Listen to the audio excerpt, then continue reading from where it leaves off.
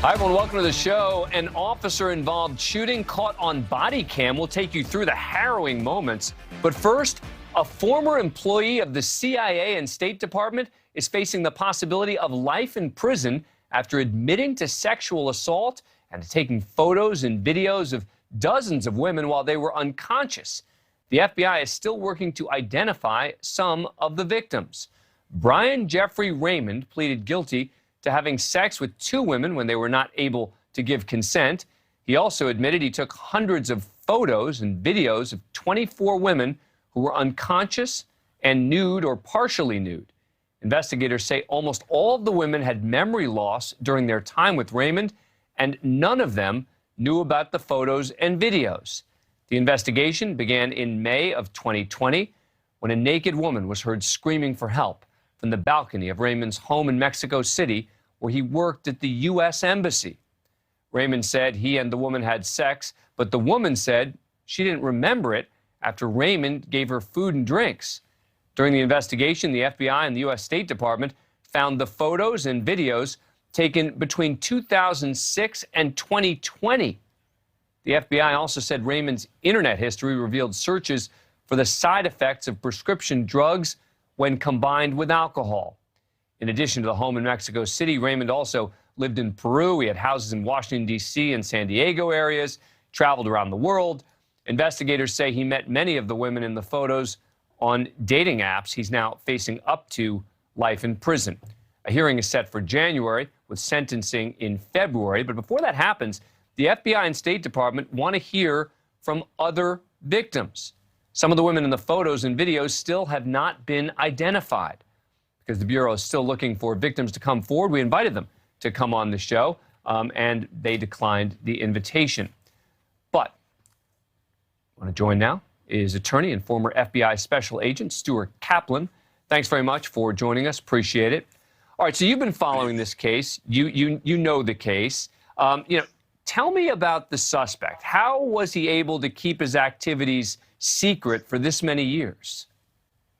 Dan, this is an example of the worst predatory type of people. That's because he had the credentials of the United States government behind him. He worked in the cloak and dagger business. That is, that he had the CIA credentials. He had the access to the United States government as well as foreign governments and their local and state police. It seemingly allowed him to prey upon the victims, certainly internationally.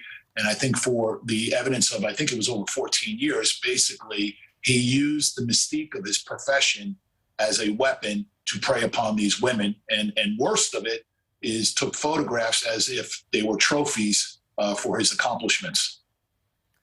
So he's already pled guilty. He's set to be sentenced. What do you think the prosecutors are still hoping to find out here? Well, first of all, under federal law, there is a crime of victim statute. That statute obligates federal law enforcement to notify potential victims. There is an opportunity to be heard and then possible entitlement to compensation. They're hoping that these victims come forward. I think the FBI in the last couple of years, certainly we saw it with the Nazar case more recently, where the FBI was highly criticized for kind of falling asleep during that investigation. And then a couple of years ago, the Jeffrey Epstein case, I think, highlighted the FBI not necessarily doing enough to protect victims' rights. And I think now you see the FBI coming out in front. And by the way, it's 18 U.S.C. 3771. That is the obligation. That is the federal statute that requires federal law enforcement to notify victims, give them an opportunity to be heard, include them in the process, and then if in fact they're entitled to compensation. And in these type of cases, the victims potentially would be entitled to restitution for the harm that was preyed upon them. You know, a lot of the time when we talk about horrific cases like this one, and this one is really horrific, we say up to life in prison, but of course, you know, it doesn't mean anything like that, right? We say up to life in prison, but then the person gets, 8 years or whatever the case may be. It does seem to me in this case that even though he's only pleading guilty to the 2 women for sexual abuse, that these other 24 are going to be relevant in the context of sentencing. Do you agree? Absolutely. In fact, Dan, just so the viewers understand, there actually is a plea agreement, a contract. That contract is an agreement between the United States Attorney's Office and the defense that, in fact, he's looking at a federal sentencing guidelines at the minimum of 42, which would expose him to basically 21 years, and to a max that the government can argue up to a level 46, which potentially would make it up to 27 years. The difference between 42 and 46 would be that if other victims come forward, they will be able to argue aggravating circumstances, additional victims, to hopefully persuade this judge to give him the higher level of this agreement, this contract. I also want your viewers to understand that ultimately the presiding judge may or may not accept this contract, this plea agreement, and it could fall apart and the judge could say, I'm not going to accept this, and I'm more likely to actually, throw the book at him and may give him life in jail. At that point, the defendant would have an opportunity to withdraw his plea of guilty and then go to trial. It does happen sometimes in these type of cases. And one of the challenges here, I think, in identifying a lot of these victims is that this is a guy who had houses, homes around the world. He traveled all the time. He speaks Spanish. He spoke Chinese, etc. So, you got to kind of make this an international search. It's not just here in the United States.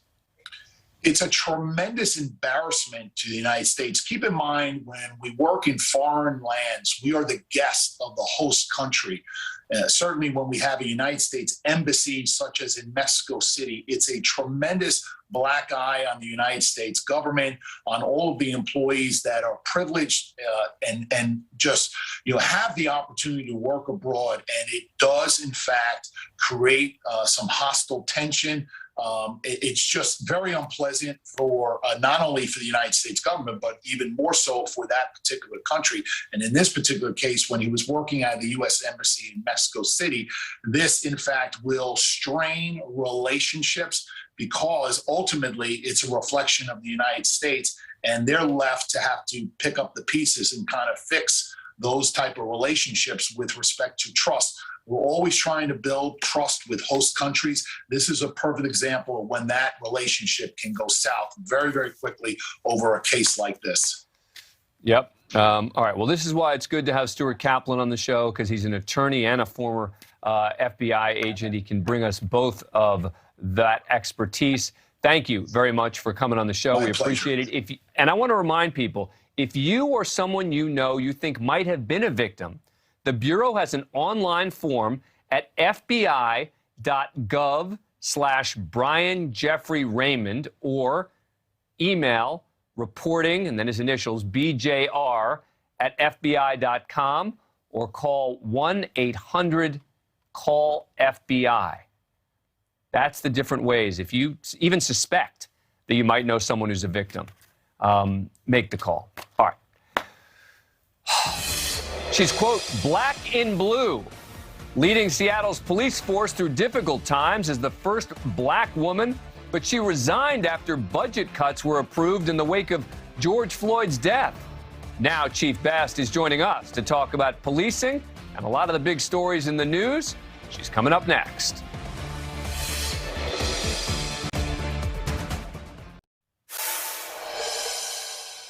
Those who watch this show regularly know that I wish we could better figure out how to bridge divides in this country rather than appealing to the extremes all the time. For example, I am pro-police, and yet I also believe we can make changes to policing that most reasonable people and even cops would support. But in the wake of the killing of George Floyd, it often feels like even supporting our police officers who risk their lives every day is controversial, particularly in the media. One of the most qualified people to speak about this is Carmen Best.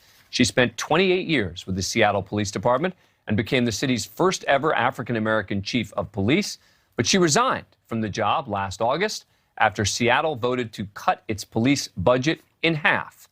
She is the author of a new book titled Black in Blue: Lessons on Leadership, Breaking Barriers, and Racial Reconciliation, and she joins us now. Carmen Best, thank you so much for coming on the show. Really appreciate it. Hi, Dan. Thank you for having me very much. So First of all, you resigned after Seattle's city council approved those drastic budget cuts. Let's start there. Tell us why you made that decision. Yeah, Dan, I talk about this extensively in the book, but essentially the council had made the decision to cut the budget, which essentially means the workers and the workforce by 50%, without a real plan for how we were going to provide public safety in the city of Seattle. And that was something I could not stand by for. Additionally, in cutting officers, if they were going to do that by 50%, is typically last in, first out union rules, which meant that all the recent recruitment and hiring we had done of women and officers of color, they were going to be the first out the door, thereby creating a less diverse department and certainly a less effective department because we wouldn't have the resources needed to answer calls for service. So I couldn't buy into that. Now, before you stepped down, did you say to someone there, guys, this is terrible. This makes no sense for exactly the reasons that you just laid out. And if you guys keep this up, I'm out? Absolutely. I sounded the alarm multiple times through press conferences, memos. But at the time, the defund movement was so strong, and the council in particular was moving ahead on reducing the number of officers and reducing the budget, and really wasn't listening or talking to the police chief. Again, I talk about this in my book, but it was unprecedented to have that level of that lack of conversation or communication between the city council and the police chief on such a very important issue as public safety. So with fewer cops on the street now, violent crime substantially up in many cities across America. Seattle is no exception. More than something like 300 cops out of 1,400 have left the department since the beginning of 2020. It's led to a spike in crime. I assume none of that is a coincidence or surprising to you. I'd say it was all completely predictable. Less cops do not make the city safer. And as you said in your intro earlier, there's a path forward working together to both support police, but also support public safety and make things better. But there was no plan to do that. And now here we are, fewer cops, much more crime, much more violent crime, and a huge increase in shots fired throughout the city. So let me ask you, what are some of the changes in policing that you think that both the public and the police could support? Well, I think there's a lot of buy-in to have more accountability and more transparency. The idea that there's a thin blue line, I've heard that multiple times. It's more rumor than true, but people believe it. So we have to make ourselves much more transparent so people can understand, the discipline process, what violations are, what the rules and regulations are around each agency. That would be very helpful. Also, citizen academies or community academies so people can learn what their police department is doing. I think having that would be also helpful. And then some of the universal standards.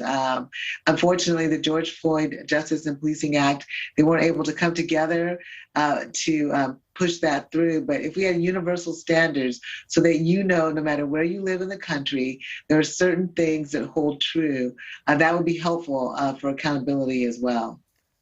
One of the things that I think makes sense, and again, I'm curious your thought on this, is when it comes to no-knock warrants, for example, right? It seems to me that those can be very dangerous for the officers, too, right? I mean, people often say, the reason they do it is, someone's going to go flush drugs down the toilet or whatever. You don't want to necessarily give them a warning that you're coming. But it does seem to me that there are situations where no-knock warrants can be not just dangerous for the people inside, but also dangerous for the officers. You agree with me on that? Yeah, I absolutely agree. You're absolutely correct on that.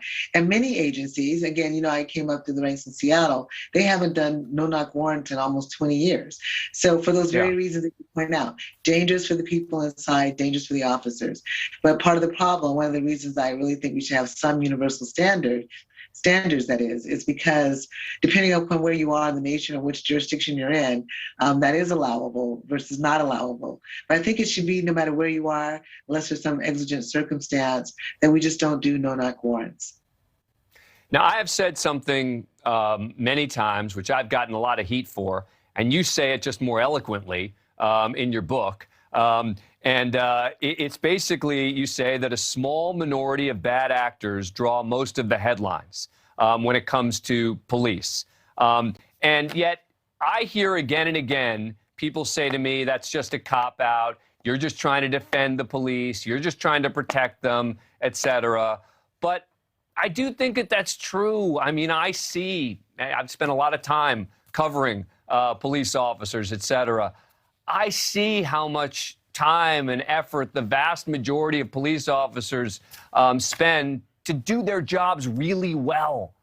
And yet there are a few bad players out there. And as you point out, those are the ones who should be held accountable. There's got to be a system whereby they should be held accountable. But these people who just want to sort of lump in the police and say, oh, you know, they're bad, but how could you, quote, defend the police? That's a real cultural problem in our society. Yeah, you bet it is. But society-wise, we tend to group people in groups and stereotype them in certain ways, and we really need to work on breaking that. I can tell you that no one dislikes bad cops worse than the good cops, because it takes all of us down, and all of our reputations suffer when people have aberrations or violate law or policy. So we certainly want to make sure that we have the appropriate level of discipline in those cases. But as you noted, and as really the data shows, out of the hundreds and thousands of contacts made each year, most of them, the vast majority, go well. But when they go wrong, obviously, it's really disturbing for people, and people point to that. You know, I'll tell you, just in terms of this cultural moment we're in, you know, when you live in Manhattan, as I do, my son, and I haven't disclosed this until now, my son is going to be for Halloween a police officer, right? He decided, I didn't ask him, he just decided he wanted to be a police officer. And so he got a police outfit, et cetera. And I have people saying to me, well, are you nervous about your son going out as a police officer for Halloween? And I'm like, what are you talking about? Am I nervous about my son going out for Halloween as a police officer? The fact that we're at that point is just so frustrating to me and maddening. And I think that's why something like your book and you being out there publicly, being able to talk about both racial reconciliation and supporting the police at the same time is so important. All right, let me do this. I want to take a quick break. You want to make a quick comment on that? And then I'm going to take a quick break, and we'll come back with you in a moment. I was just going to say I totally agree with you. And I think that's one of the reasons I hope people will buy the book, actually. So, yeah, thank you. All right, if you can stick around, because I want to get your take on some of the big police and legal stories in the news, including Alec Baldwin, Brian Laundrie, et cetera. So if you could stick around, I'm going to talk to you about some of those. And still ahead, a 15-year-old boy goes for a bike ride and vanishes. His mom and stepdad desperate to find him. How you can help find Tegan, coming up.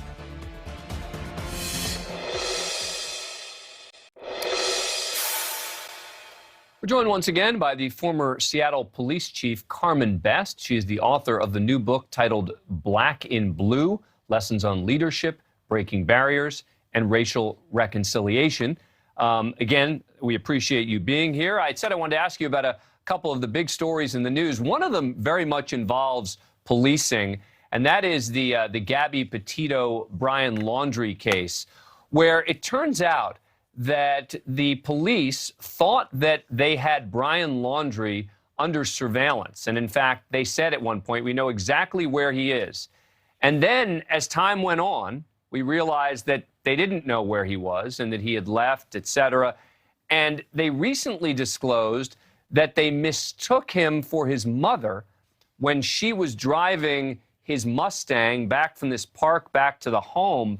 I mean, that seems to me to be policing 101, but am I being too tough on the police and saying, how the heck could you have let that happen? Well, I've been in policing. I have been a long time, and I actually was the commander of a narcotics X section where we did a lot of surveillance. And it can happen at times that things get mixed up or discombobulated, or there's a miscommunication or a miscue somewhere. That doesn't mean that there's like total incompetence in the group. It's just you're dealing with a lot of humans. Lots of things are dynamic. A lot of times you're trying not to be seen while, obviously surveying what's happening. So it can happen. It's rare. It certainly is embarrassing when it happens, especially on such a high-profile case. But when you're involving humans, even experts, sometimes mistakes are made. But does a police officer get in trouble for something like that? Let's assume it obviously was a mistake, right? Someone messed up here, right? It wasn't intentional. No one was doing it on purpose, et cetera. When something like that happens in a case like this, which is so high profile, do you typically see internal action taken for the officer who's responsible, or do you just say, you know what, unless this is a pattern, we're going to let it go? Well, really, it's going to depend on the specifics of every situation. Generally speaking, a mistake of that nature, when everything is dynamic and things are moving and happening and there's communication going around, often there's not discipline in that because, as you noted, it's usually some sort of mistake somewhere. Of course, I don't know all the specifics here, but unless someone I understand. Super negligent or intentionally undermining the investigation, probably not likely to have any discipline. Speaking of negligence, you got any thoughts on the Alec Baldwin case? We go ahead. Yeah, there are a lot of thoughts. I mean, it's unbelievable and shocking and tragic what happened. I mean, that this woman's life is gone, and while it does appear to be accidental, and ultimately, someone is responsible somewhere. The gun safety rules, they're pretty significant, and they're pretty across the board the same no matter what. Every gun is considered loaded until you verify that it's not. Someone should be checking the rounds in the chamber to make sure that there's nothing live in there. No live rounds should be anywhere near where they're having, filming and having other activities. I mean, some of these things seem so basic and like they should have been, checked and double checked and rechecked. That it's quite stunning that this happened in the manner that it did. And there's going to be, for sure, civil liability, but the criminal liability, there's a question about that, whether it's negligence or some other call on this. But absolutely, something went wrong here that should not have happened. Well, finally, I want to ask you about one of the big proposals that's always been in place in terms of cutting back on police is to put mental health experts in their place, et cetera, right? We should have social workers, others. My response to that is typically, yeah, I mean, it sounds like a good idea. The problem is that very often when police get the call, they don't know exactly what the situation is. And let's say you have someone who clearly has a history of mental health problems who's carrying a knife. Does it really, and is threatening people? I'm not certain how cutting back on the police in that situation makes sense. I can understand wanting to have additional resources, like a social worker on scene, but I can't really see how saying, let's just send a social worker out there, because even though the person is threatening people with a knife, we know the person has mental health issues, so we won't send out a police officer. Yeah, Dan, I don't think it's a zero-sum game. I think that we need cops. We need cops to respond to these really volatile situations. But we certainly could use the help of mental health providers or social service workers much further upstream. By the time you call an officer, if you had to call 911, the situation has devolved into something where you will likely need an officer's response for a safety reason. But if we could have collaboration with mental health workers, social workers, further upstream before it becomes a full crisis, I think there's a place for that. I think it's both and, invest in your police force and your police officers, and invest in social service workers. Well, that's great. But that's you're talking about more investment. They're talking about less. And I get it. Yep, and I totally agree with you. Hey, if they're willing to fund more, terrific. It's a bonus. Anyway, Former police chief Carmen Best, thank you so much for taking the time to chat with us. She is the author of the book Black in Blue. We appreciate you spending the time. Coming up.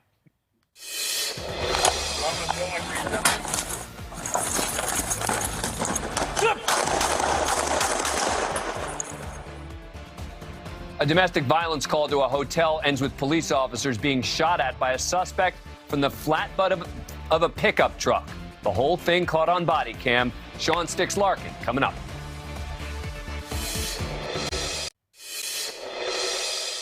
Time for our police cam segment showing the dangers that law enforcement officers face every day. We're about to show you a police-involved shooting. But first, this is how it starts with a 911 call from a hotel employee in Arizona after a woman tried to hide from a suspect. I have a guest that reports to me that one woman asked him to hide into his room. Police arrived and another guest told them he saw the suspect, Brandon Aldecoa, near the parking lot. An officer went to inspect Aldecoa's Chevy Avalanche and realized he was in the bed of the pickup.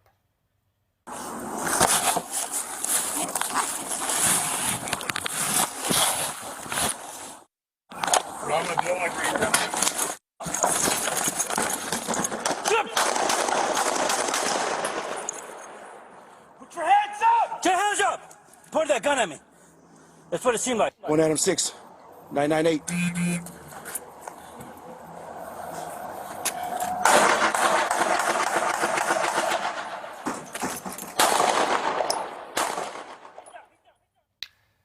Now, a freeze frame from one of the officer's body cams shows Aldecoa holding a gun, peering over the back, you see there, of his pickup, just as police opened fire. He apparently kept shooting as officers tried to get him to surrender. Don't do it, dude! Don't do it! Do not do it! All right, so there he eventually throws down the gun.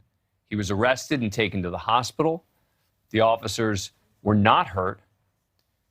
Joining me now to break this down is Sean Sticks Larkin, retired Tulsa police lieutenant, my former live PD co-host. Sticks, good to see you again. So you saw this video and you saw what happened there. Take us through what you think were the challenges for these officers based on what they could see and couldn't see from that pickup. Dan, before we even get to that, we've talked about it on here several times with you. Domestic violence calls and traffic stops are the highest percentage of, fatal incidents for police officers. So this is I don't want to say mundane call, but domestic violence calls are ones we go to all the time. Something a little bit different, obviously, is mentioned, like you said, here in a hotel. You've got the open area of the parking lot. You've got exterior stairwells. Often these hotels are multi-level. The biggest thing is you've got a lot of innocent other people that are there. When you have a citizen that cooperates and lets the officer know, hey, we saw the guy run this way, greatly appreciated, obviously draws the officer over there to the truck. I imagine he was probably quite shocked, scared to find the guy hiding in the bed like that. Now, something I didn't actually catch the first time I watched this video is the suspect threatened to kill himself before firing at officers. So let's play that part again. Put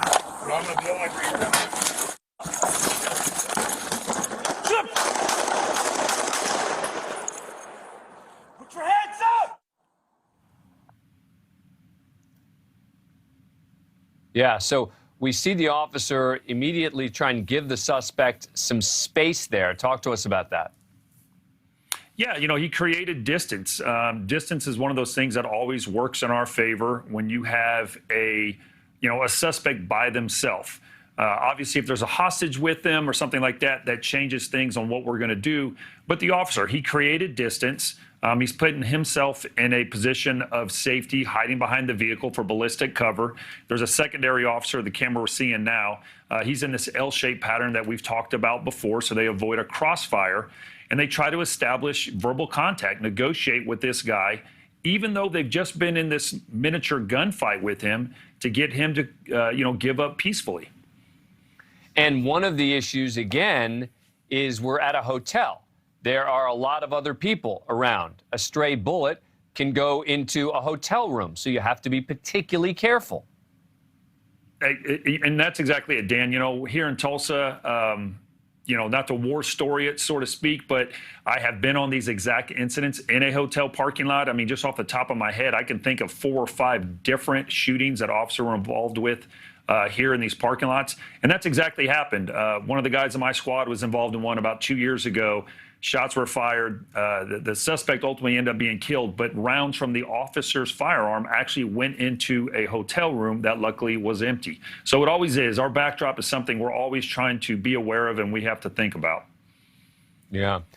All right. Well, the good news is the officers here not injured, and the guy did eventually give up and throw out his gun, which was a huge relief. Yes, as I was watching, because I watch these videos like you do. Someone sends it to me and I say, all right, let's check out this video. I don't know what's going to happen at the end, right? So when I see something like this and I see that kind, right? I mean, it is. It's, some of the ones, obviously, just for me being in law enforcement, I've been fortunate to see through my law enforcement contacts and stuff like that. But a lot of the ones I'm watching here on with you, it's my first time seeing them as well. And so you kind of sit on the edge of your seat, hoping this thing works out, obviously, for the officers, innocent civilians, and everybody else involved as well. All right. Sean Larkin, thank you very much. Appreciate it as always. You too, Dan. Thank Coming you. up, have you seen 15-year-old Tegan? He went for a bike ride on a Sunday morning recently and never came home. How you can help reunite him with his family, it's coming up next.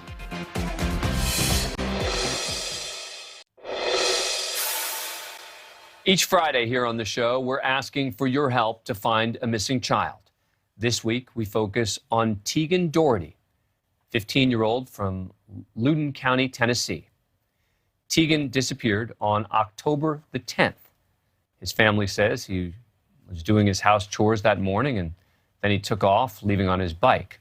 Local and state police have been searching for him ever since. As you can imagine, his family extremely concerned about Tegan's safety.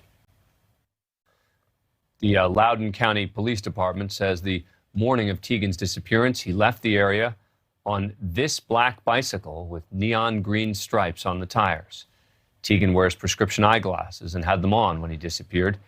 About 5'6". Local police urge anyone with any information to come forward. Joining me now is Angeline Hartmann, the media director for the National Center for Missing and Exploited Children. Angeline, as always, thank you for coming back on the show.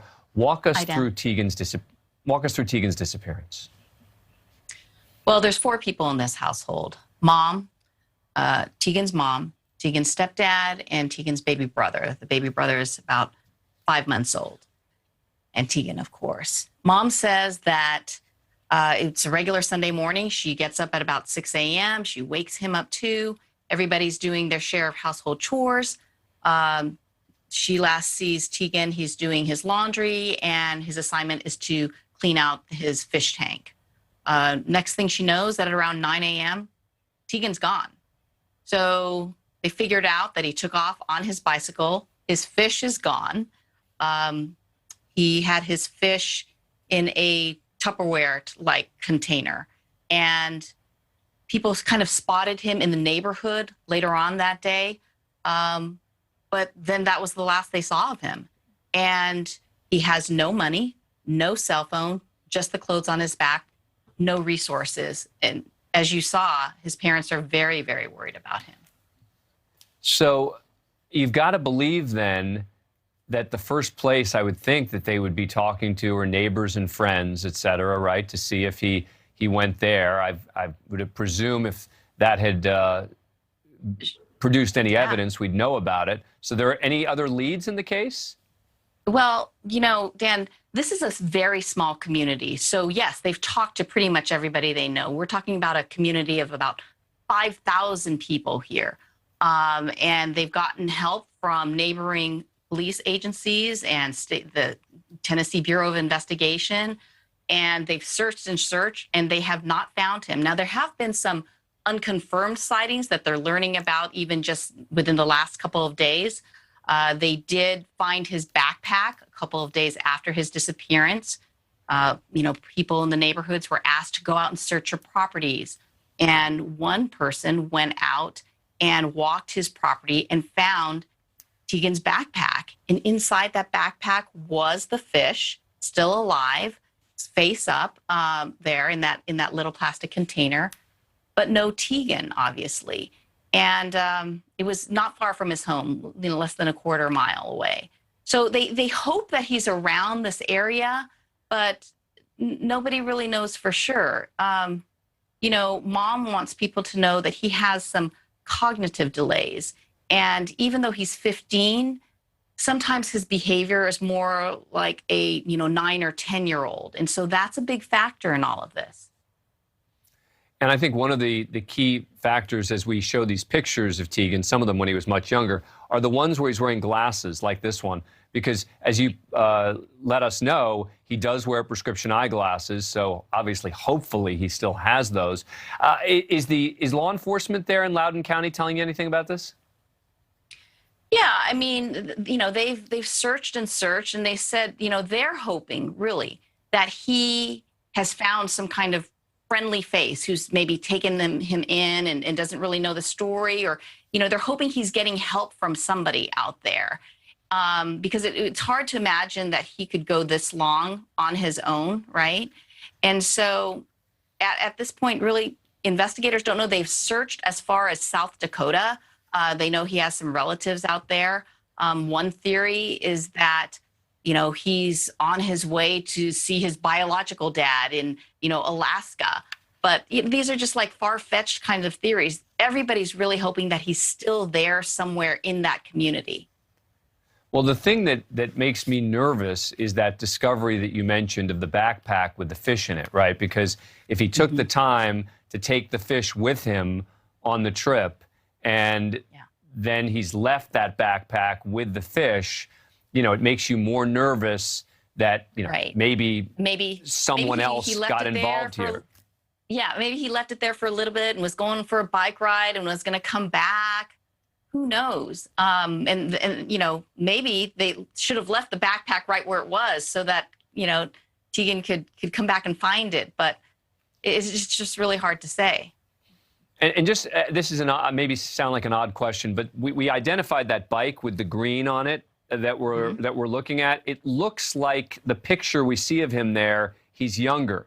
Is he still fitting on that same bike? That's the same bike that he had at the time he left? I didn't ask that specifically, Dan, but apparently he loves to be on his bike. He loves being outdoors. He rides his bike everywhere. So, I'm thinking that's a pretty recent photo his mom gave me. Yeah. Okay. I'm just trying to get any kind of detail that we possibly can for people. And if the backpack was still there and the bike wasn't, again, that suggests, as you point out, that maybe he was on the bike going for a ride somewhere else, et cetera. And that's why I'm trying to focus so much on that bike. Yeah. Well, as we mentioned, this is a small community, and it seems like everybody knows that he's missing here, right? Yeah. 5,000 people, and so you can look at it two ways. It's very, very scary. We're trying not to think that something bad happened to him. As I said, one theory is that maybe somebody has kind of taken him in and is just being patient with him and not really knowing the whole story. And so a lot of times, Dan, when children take off kind of like this, sometimes what happens is that they take off and then they hear people are looking for them and they get a little scared to come back. They think they're going to be in trouble, right? Yeah. So we want Tegan to know, it's okay to come home. People are looking for you, but it's not a bad thing, right? Yep. Especially since he has these cognitive issues. We want to let him know it's okay. You're not in trouble. That's a really good point. Yep. Angeline Hartmann, thank you so much for joining us. Yeah. We really appreciate it. If you know anything about Tegan's whereabouts, it's been up on the screen the whole time. Call 1-800-THE-LOST, 1-800-843-5678. Coming up, it started as a media blunder while a reporter was interviewing a NASCAR driver. They weren't cheering Brandon on, they were slamming Joe Biden. Now, Let's Go Brandon has gone from a running joke to a battle cry. It is coming up. Thank you for watching. Click the red subscribe button below so you can get more of News Nation's fact-driven, unbiased coverage.